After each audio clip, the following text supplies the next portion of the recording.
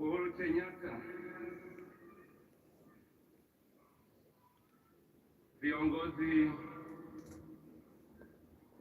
wa ngazi mbalimbali za nchi ya Kenya, head of delegations, members of diplomatic corps,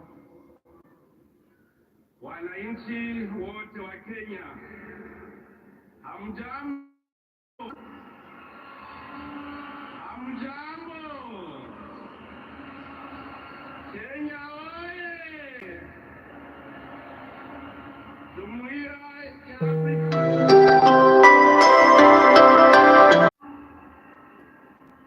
Hongera sana ndugu yangu mpendwa Mheshimiwa Ruto kwa kuteuliwa kuwa rais wa Kenya.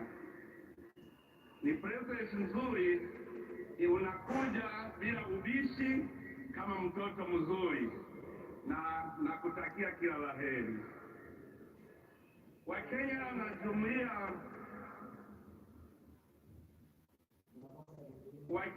na jumuiya ya Afrika Mashariki kwa ujumla wanatazamia kwa hamu uongozi wako ndugu yangu Ruto, ambao utachukua sio tu kuipeleka nchi yako mbele kwa maendeleo, bali pia kuimarisha ushirikiano wa kikanda. Nikiwa rais wa Burundi na mwenyekiti wa mkutano mkuu wa marais wa nchi za Jumuiya ya Afrika Mashariki, ninatarajia kufanya kazi na wewe ili kuimarisha maendeleo kwa kanda letu.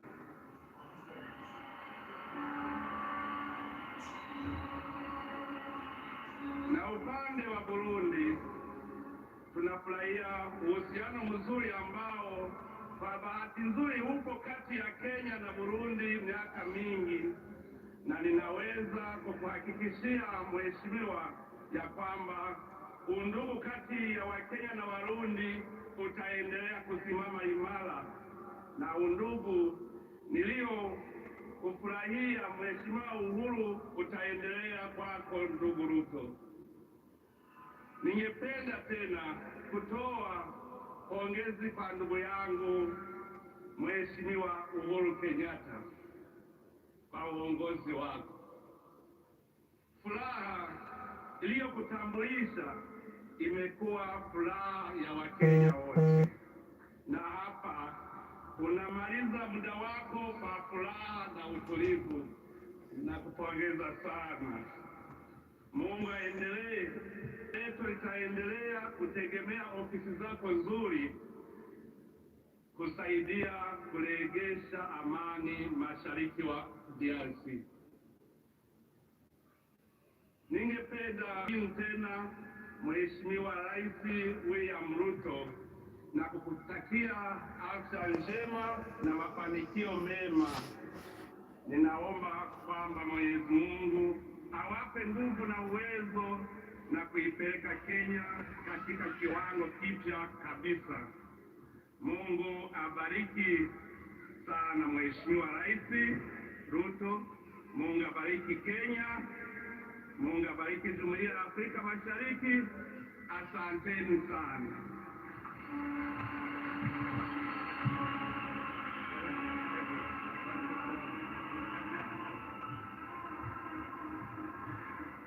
Wa mwisho, na kabla sijamuita wa mwisho, let me recognize the presence of the Prime Minister of Eswatini. Tumpigie makofi Komesa and IGAD, together with ECOWAS, congratulations, and the Deputy President of Equatorial Guinea.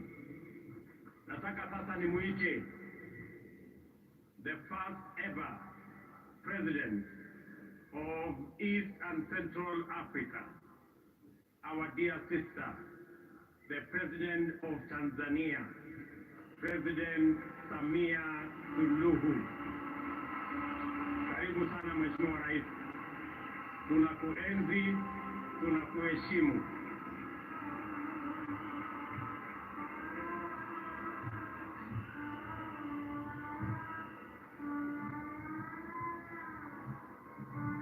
Mheshimiwa William Samoei Ruto, Rigathi Gachagua, Naibu Rais wa Jamhuri ya Kenya na Mama Gachagua, Kenya na Mama Kenyatta, waheshimiwa wakuu wa nchi na serikali tuliokuja kuunga mkono shughuli hii leo, waheshimiwa mabalozi na wakuu wa taasisi za kimataifa, wageni walikwa, wananchi wa Kenya, mabibi na mabwana, Kenya we!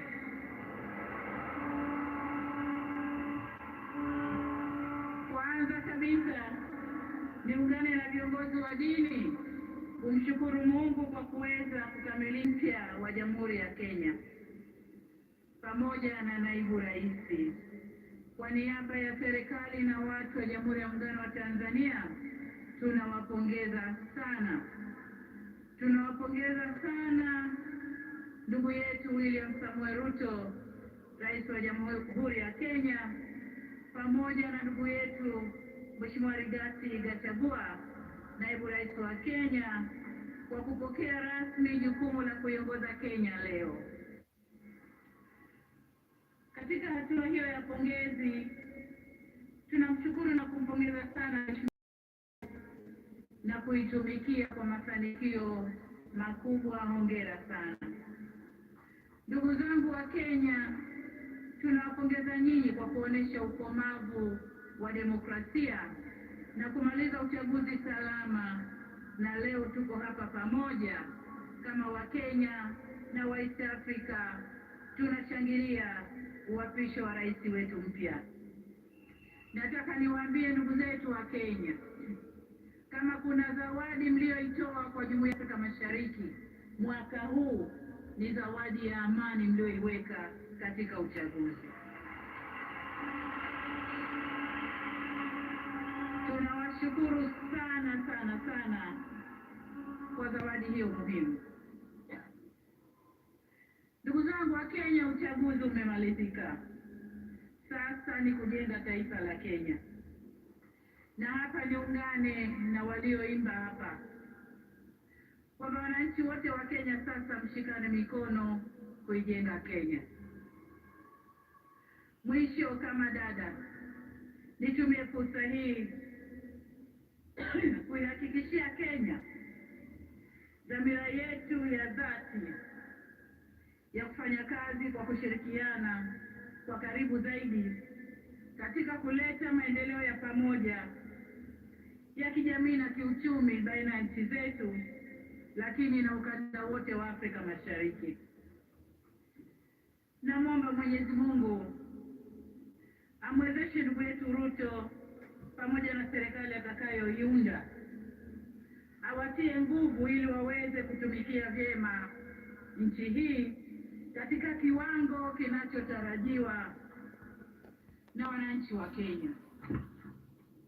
Mwisho kabisa, nimwombe Mwenyezi Mungu aibariki Kenya, Mwenyezi Mungu aibariki Afrika Mashariki, na asanteni sana kwa kunisikiliza. Asante sana.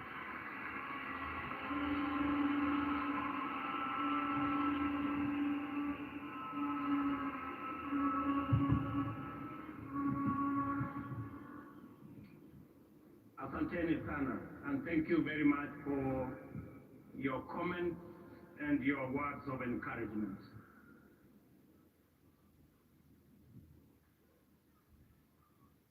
To the people of Kenya, this is a momentous occasion for our country. Our politics and our elections have never failed to be emotive, engaging, and dramatic.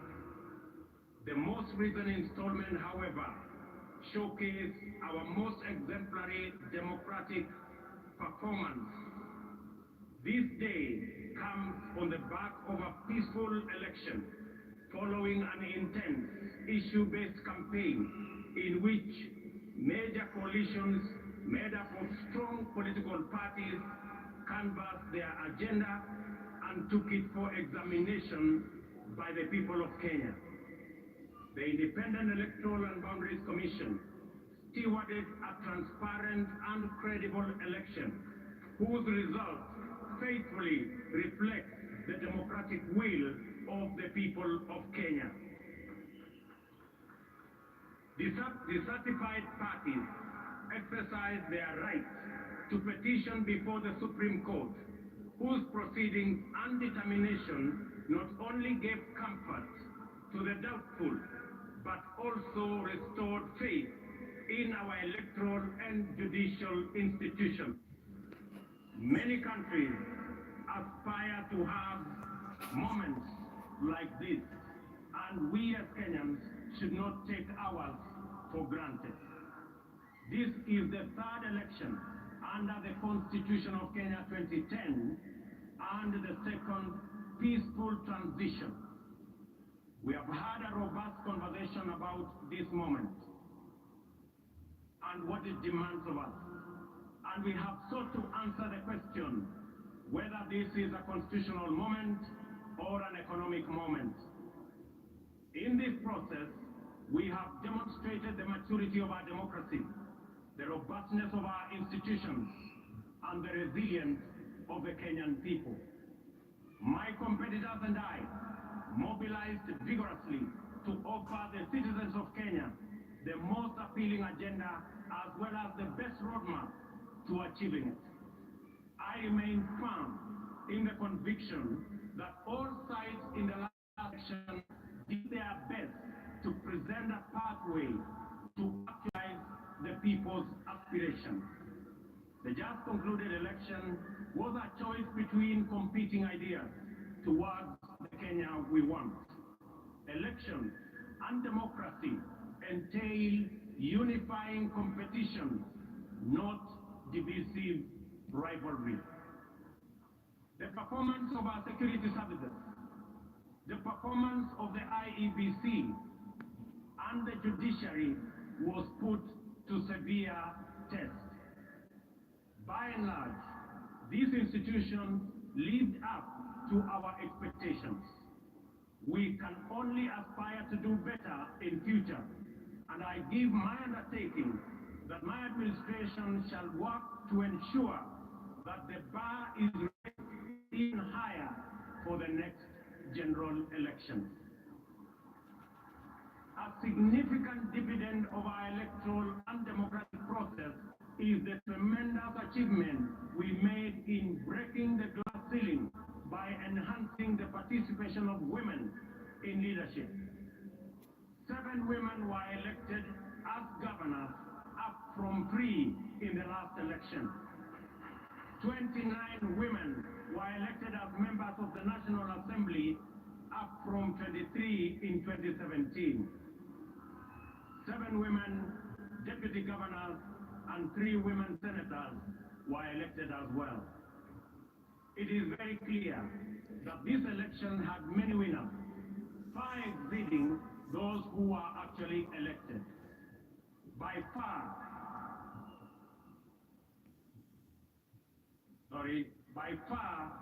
the largest winner of this election is the people of Kenya.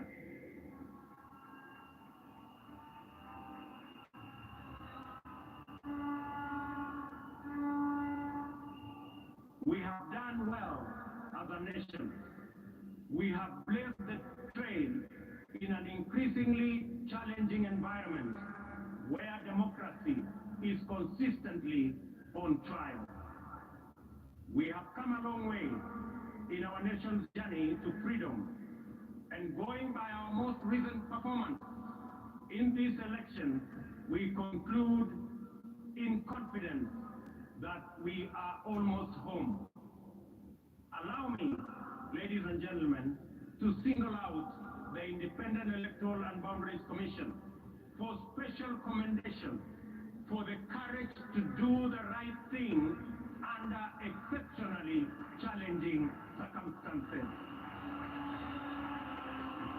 As an institution, they have set a new standard in public service that is uncompromising, professional, and exemplary, while raising the bar of integrity of our public officials and public institutions. It is appropriate to single out for special mention the chair of the IEBC, Wafula Chebukati, for standing firm, resisting bribery, resisting intimidation, and resisting blackmail, and doing the right thing. It is also appropriate to celebrate our judiciary for sustaining its tradition of boldly giving much-needed guidance, especially in allaying post-election anxieties and resolving grievances in a sensitive, credible, and authoritative manner. Judiciary's articulation of the aspirations and standards enshrined in the Constitution has deepened our democracy and institutionalized our rule of law. Our judiciary is now, without a doubt, Kenya's biggest constitutional dividend. The judiciary has successfully arbitrated 3 election disputes and defended the nation against formidable onslaughts on our Constitution. Our judiciary has demonstrated transparency in its proceedings and decision-making, thereby consolidating its independence, authority, and legitimacy. I also take this opportunity to say a special word of appreciation to our security services for a commendable job at a critical moment in our nation. Their services and heroic sacrifices they have made beyond the call of duty has kept our nation safe. I am aware that our uniformed services effectively resisted concerted attempts to foment unrest and subvert the will of the people. My special commendation also goes to all our candidates who contested various positions. Their participation enhanced competition and enriched public debate that underpins democratic choice. Special recognition goes to my worthy competitor and friend, the Honorable Raila Amolo Odinga, and his running mate, the Honorable Martha Wangari Karua, and all the other candidates who mounted a vigorous and determined campaign. I assure them that their supporters will be my constituents. I will work with all Kenyans, irrespective of who they voted for.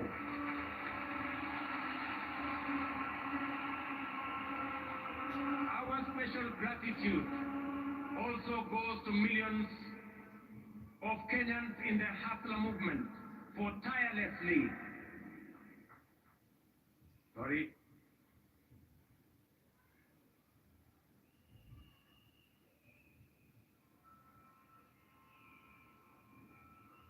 Very good. Right.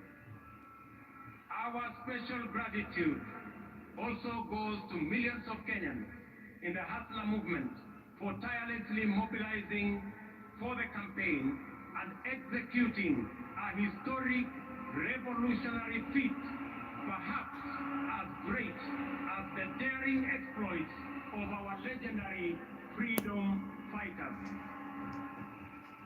This includes all our campaign volunteers, agents, mobilizers, and those who contributed whatever they could, in whatever form, to keep the movement going. I also appreciate our religious community and institutions for their support, their prayers, and encouragement. I commend the church in particular, and in equal measure, the Islamic religious leadership for their considerable support to us and our campaign. We also appreciate them for continuously exploring avenues for interfaith understanding and solidarity, which have gone a long way to enhance tolerance and cohesion in Kenya. Faith-based institutions continue to play a noble and indispensable role in our communities, and I commit that we will enhance our partnership, build on our collaboration, and enhance our support to them. At this juncture, it is important for me to speak directly to the youth, and especially those who participated in one way or another in the election campaign. I commend you for resisting pressure and enticement to be misused as agents of conflict and disruption during the electioneering period. I also congratulate those who went out to seek various roles within campaigns and elections, thus playing their part in keeping Kenya's democracy robust.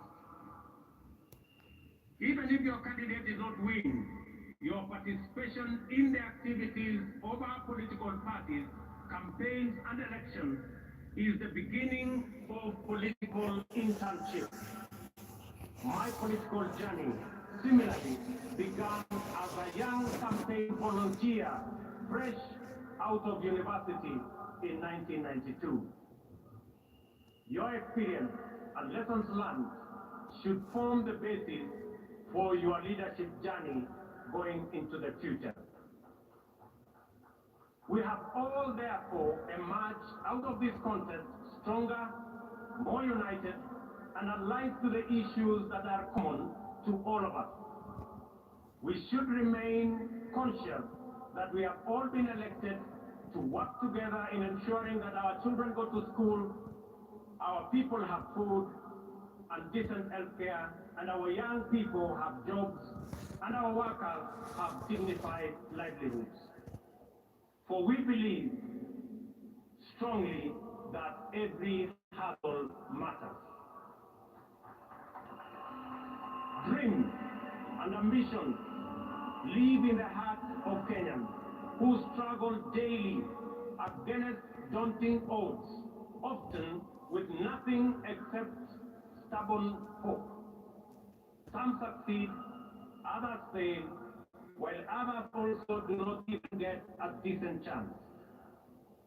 Before the nation and the world today, I stand as a living testimony that with faith in God, willingness to work hard, and a commitment to a vision, dreams can become reality in the fullness of time.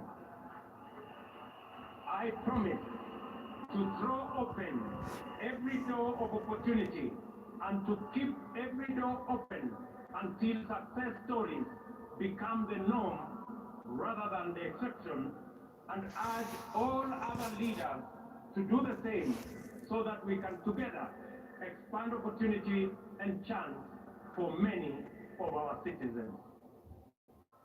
Ladies and gentlemen, we should consolidate our success in the just concluded elections and enhance the capacity and performance of our governance institutions. The innovative deployment of technology to secure election results has been the Electoral Commission's pioneering breakthrough. Going forward, we will support the IEBC's institutional capacity so as to expand the deployment of technology to cover all elections, from those of MCA to those of the President.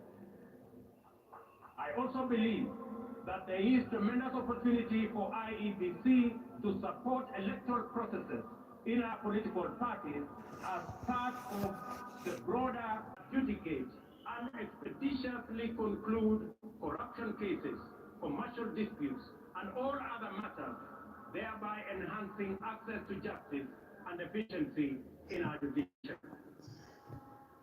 To further demonstrate my commitment to the independence of the judiciary, this afternoon I will appoint the 6 judges already nominated for appointment to the Court of Appeal, which was done 3 years ago by the Judicial Service Commission. And tomorrow I shall shall preside over their swearing in so that they can get on with the business of serving the people of Kenya.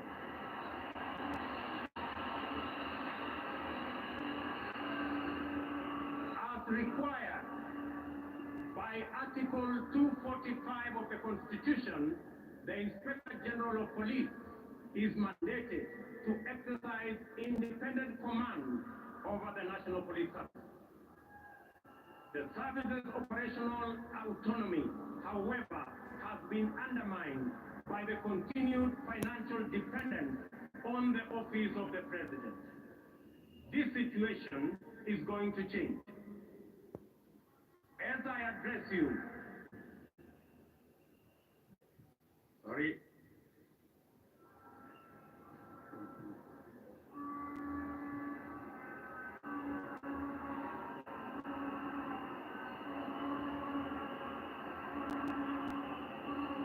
one moment. Good. There we are. As I address you, I have instructed that the instrument conferring financial autonomy to the National Police Service by transferring their budget from the Office of the President and designating the Inspector General as the accounting officer be placed on my desk for signature this afternoon.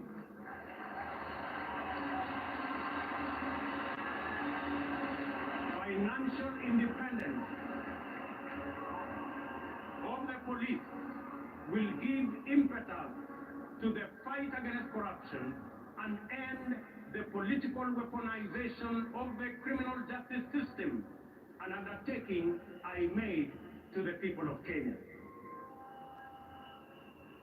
I understand the deep fissure and low morale in the public service. The intimidation that was visited on IEBC commissioners and staff during the election was also meted out on various other agencies and staff in public service. This is now in the past. I assure all public officers that my administration will respect their professional service, and no public servant, even chiefs and their assistants, will be required to run political errands for any political party or commission.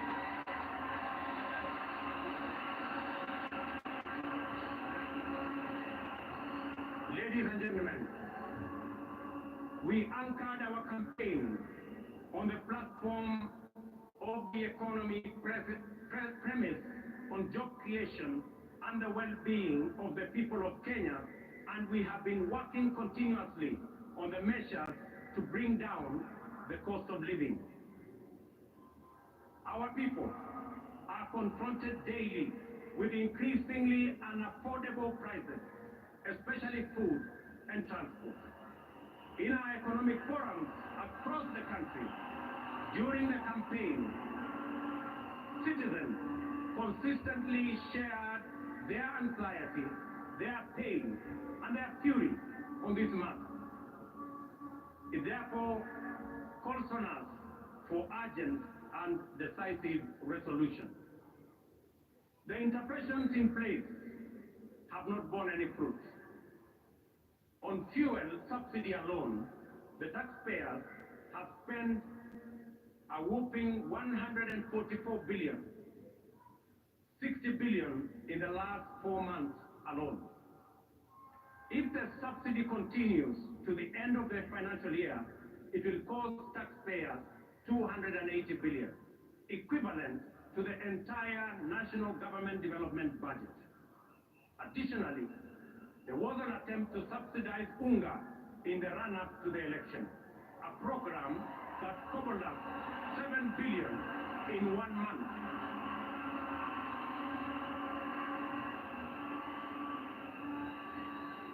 In addition to being very costly, consumption subsidy interventions are prone to abuse. They distort markets and create uncertainty, including artificial shortages of the very products they seek to subsidize. The cost of living challenges are related in our respectful submission to production. Our strategy to bring down the cost of living is predicated on empowering producers. The forecast for maize harvest this year is below 30 million bags against a normal production of 40 million bags. The main cause of the decline in production is the high cost of farm inputs. Our priority intervention, therefore, is to make fertilizer, good quality seed, and other agricultural inputs affordable and available. For the short rains, we have already made arrangements to make 1.4 million bags of fertilizer available at Kenya shilling 3,500 for a 50 kilogram bag, down from the current 6,500. This fertilizer will be available from next week. I appeal to county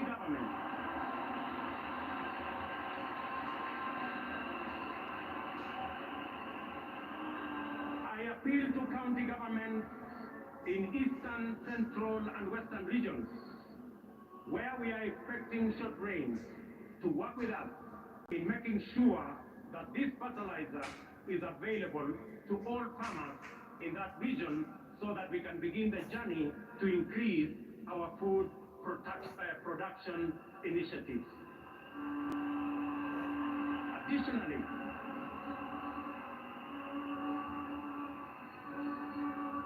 Additionally, to cushion tea farmers, we have made a face very hostile environment, many times treated as a nuisance and their hassles criminalized. Those who seek to set up formal businesses are faced with a bureaucratic monster that is multiple licenses. Our immediate agenda is to create a favorable business and enterprise environment, decriminalize livelihoods, and support people in the informal sector to organize themselves into stable, viable, and credit-worthy business entities. This is the essence of the bottom-up economic model, which creates a path for traders and entrepreneurs to build linkages, experience safety, and enjoy security as they go about their enterprises. We will work with county governments to create frameworks that provide secure trading places in our cities and in our towns. We have committed specifically the city of Nairobi to work with the county government of Nairobi to build an additional 20 markets in the city of Nairobi alone, as we work with other counties to achieve their plans. Financial inclusion and access to credit are critical in addressing the fundamental factors of cost of living, job creation, and the people's well-being. We shall take measures to drive down the cost of credit.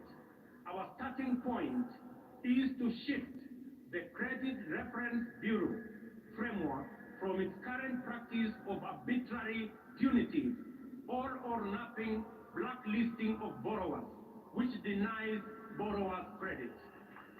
We will work with credit reference bureaus on a new system of credit score rating that provides borrowers with an opportunity to manage their credit worthiness.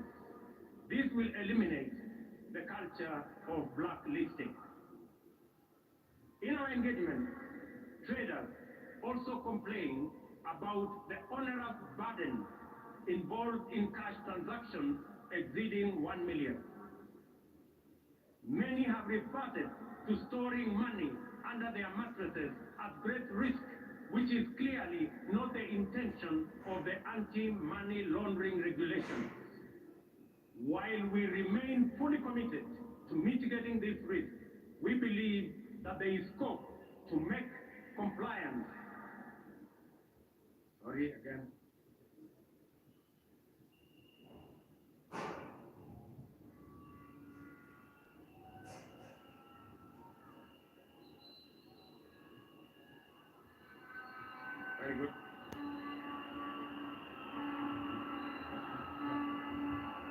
While we remain fully committed to mitigating this risk, we believe there is scope to make compliance less burdensome on genuine business transactions.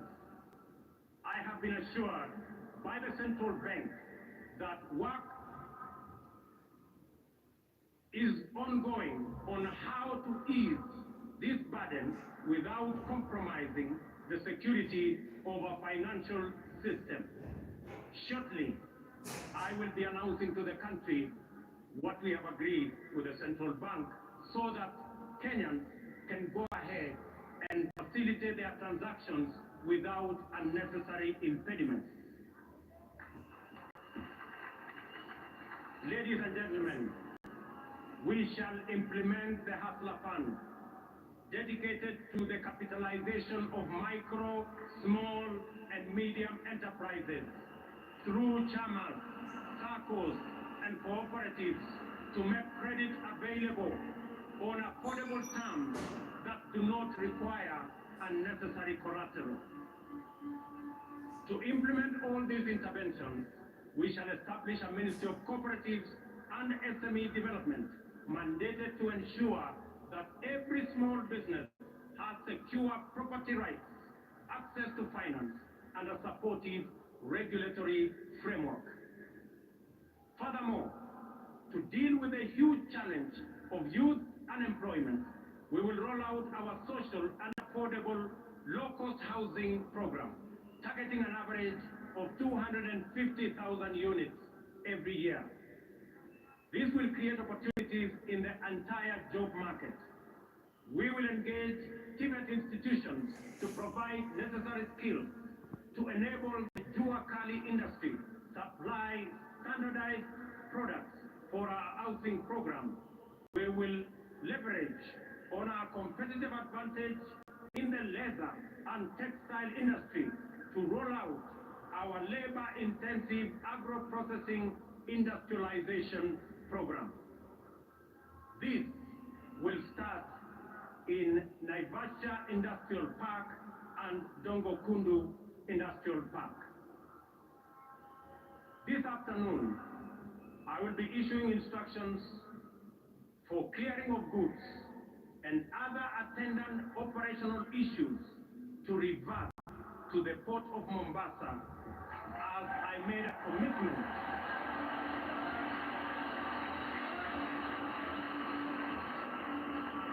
to Kenyans.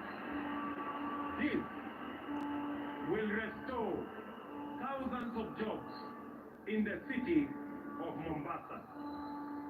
Ladies and gentlemen, we must stabilize our public finances. This year, we want 60% of our revenues to service our debt. We are faced with Kenya shillings 60 billion in pending bills for goods and services supplied to government. Clearly, we are living beyond our means. This situation must be corrected. I am aware that many individuals, families, and their businesses have been driven to ruin and forced to shut down over government unpaid bills. We shall give priority to the expeditious resolution of our pending bills so that the government can meet its obligations and facilitate better economic performance. In the coming weeks, we shall advise government creditors on the mechanisms for the resolution of their outstanding payments. We are committed to ensuring that they are paid in the shortest time possible. Additionally, we urgently need to expand our tax base. Our job creation agenda and the capitalization of our SMEs will go a long way in broadening our tax bracket. We will make KRA more professional, efficient, responsive, and people-friendly. I urge taxpayers to respond by undertaking their patriotic duty and pay their taxes.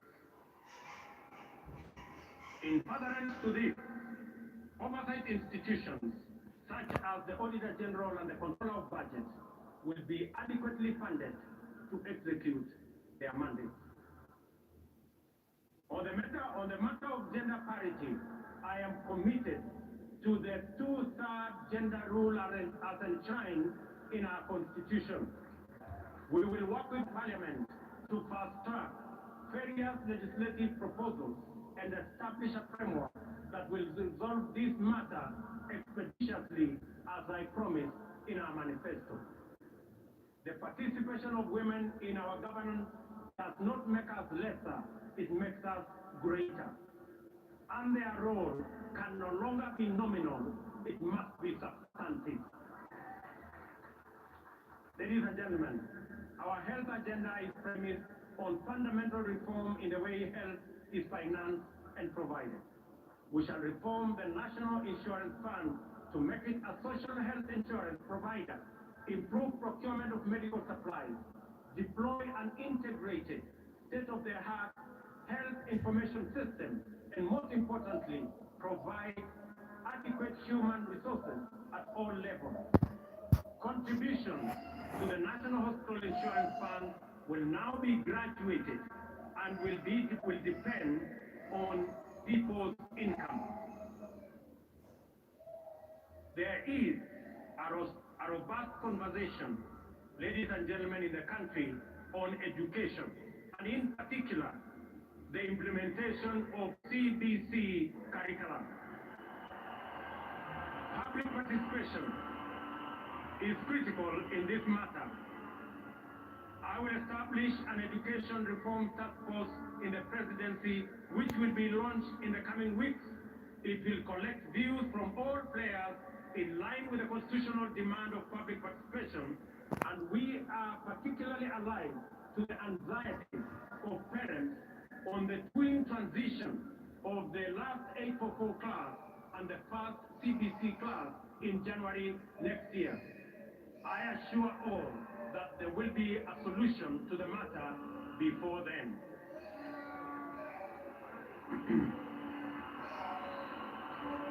We have elevated our diaspora to the 48th county. The complaint has always been that the diaspora does not receive adequate attention and attention they deserve. The focus has been on remittances, while the fundamental rights as citizens have been neglected. To correct this oversight, I pledge to elevate diaspora to a ministry level, strengthen diaspora services in all embassies, work with Parliament to set up a committee that will exclusively deal with diaspora issues, and set up a mechanism for public participation by Kenyans living in diaspora. Equally, I will work closely with the IEBC to expand and enhance diaspora participation in all our elections. Ladies and gentlemen, devolution and sharing of power and resources is not just a national value, but a principle of governance in our Constitution, but it also is the ground jewel of our constitutional dispensation and the proudest achievement of the citizens of the Republic of Kenya. Every part of our country has experienced the positive impact of this invaluable institution, and Kenyans yearn for better performance of all our devolved units.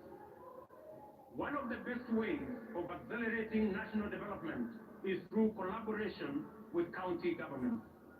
As Deputy President, I witnessed firsthand the tremendous potential of intergovernmental synergy and look forward to scaling up our capacity to harness these bountiful possibilities.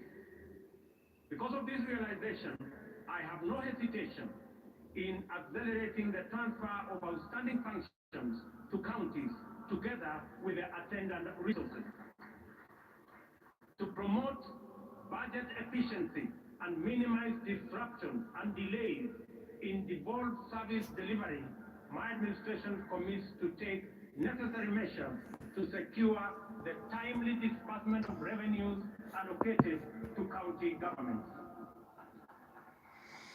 The success of devolution depends on sound intergovernmental relations.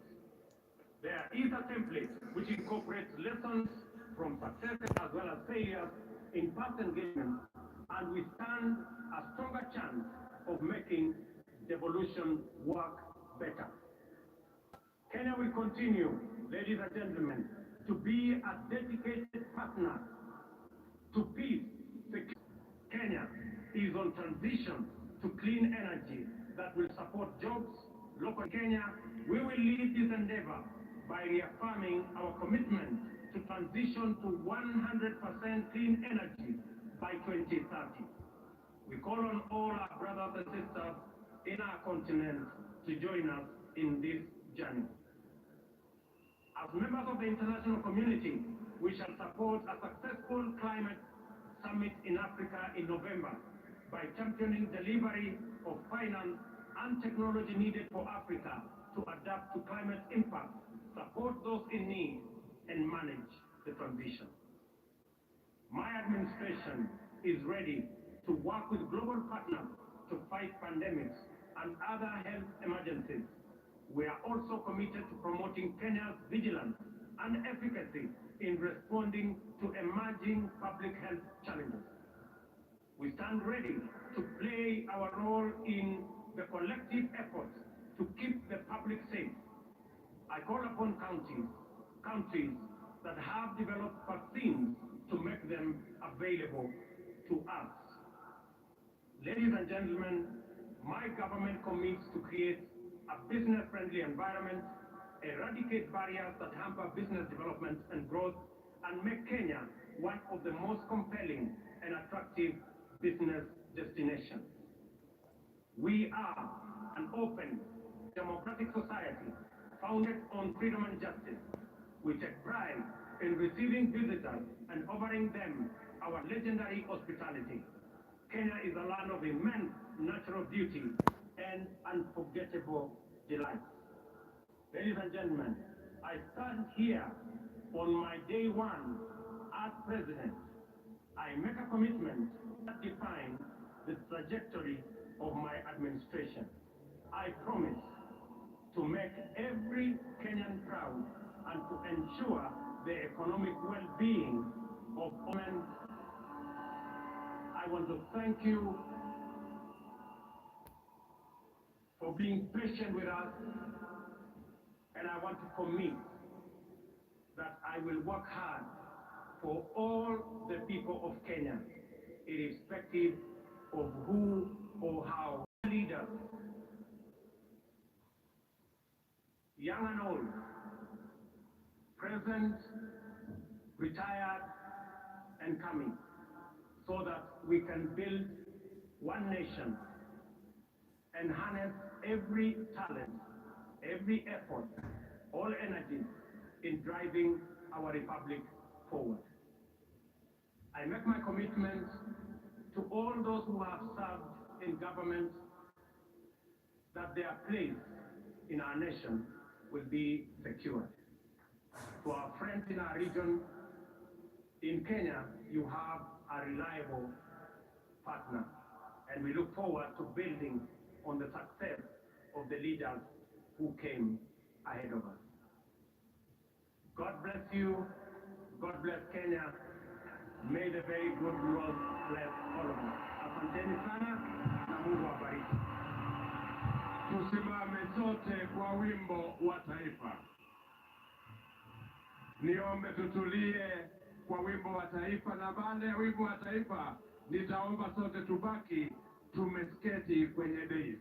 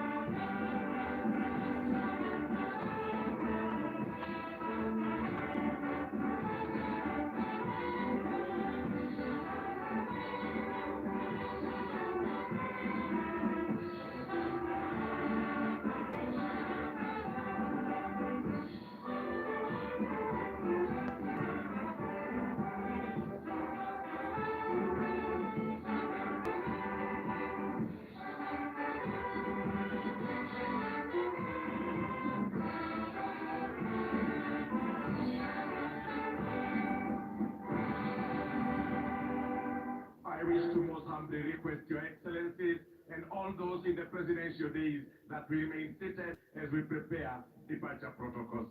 Most kindly, we remain seated until we prepare for the departure protocols. Na niombe ya kwanza tulete msafara wake Mheshimiwa Uhuru Kenyatta, the immediate former president of the Republic of Kenya. Tulete msafara wa Mheshimiwa Uhuru Kenyatta kwanza, as the rest of us remain seated at the middays most humbly. Msafara wake Mheshimiwa Uhuru Kenyatta. Baada ya msafara wake Mheshimiwa Uhuru Kenyatta, the ceremonial Land Rover will be brought in, and His Excellency, the President of the Republic of Kenya, will take a lap of honor in the stadium akisalimia wananchi. Thank you. Tulete msafara wake Mheshimiwa Uhuru Kenyatta. May the rest of us kindly remain seated at the presidential dais. May the rest of us kindly remain seated at the presidential dais so that we prepare a smooth exit from the stadium. Anaondoka uwanjani sasa Mheshimiwa Uhuru Kenyatta, the immediate former president of the Republic of Kenya, and Her Excellency Mama Margaret Kenyatta. Wapiga picha tafadhali tupeane nafasi ya kutosha ili magari yaweze kumove smoothly. Wapiga picha kwa heshima. I most humbly request our leaders to kindly get seated. Those in the presidential dais, kindly, we all remain seated so that we have a smooth transition from here to the next venue. Na baada ya msafara wake Mheshimiwa Uhuru Kenyatta, I most humbly request that we bring in the ceremonial Land Rover. The ceremonial Land Rover.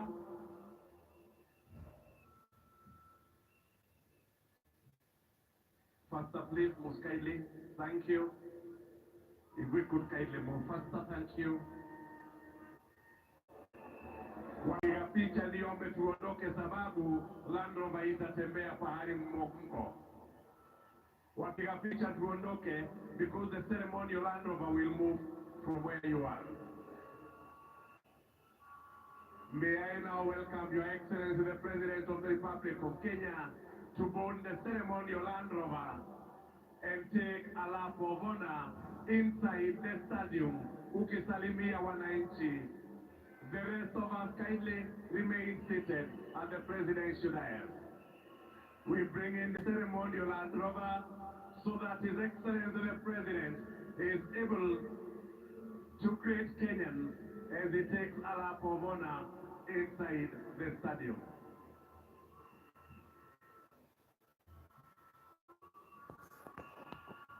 Ili Wakenya wapate nafasi kumsalimia Mheshimiwa Rais, we bring in the ceremonial Land Rover.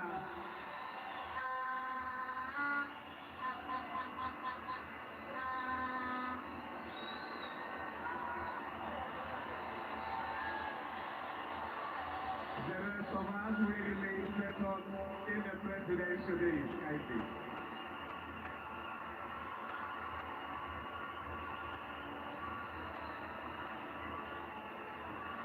Wapiga picha niombe kwa heshima tusonge so that we have a clear path. Kindly, wapiga picha.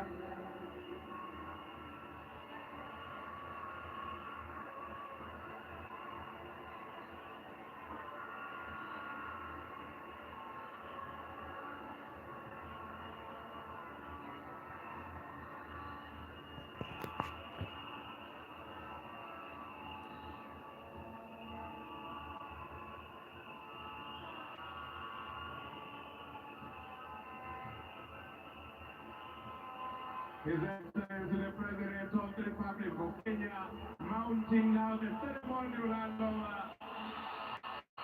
Aweze kusalimia wananchi na kuwapungia mkono wananchi wa Jamhuri ya Kenya waliopo hapa. Haya tuweze kwenda. Asante.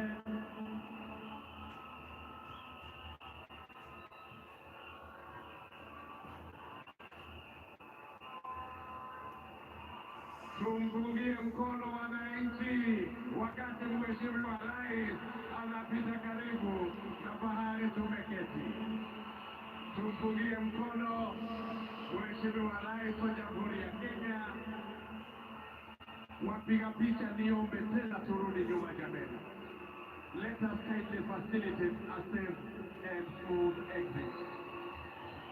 Tumsalimie Mheshimiwa Rais, tuweze kumpungia mkono akizungushwa uwanjani in the ceremony of Land Rover.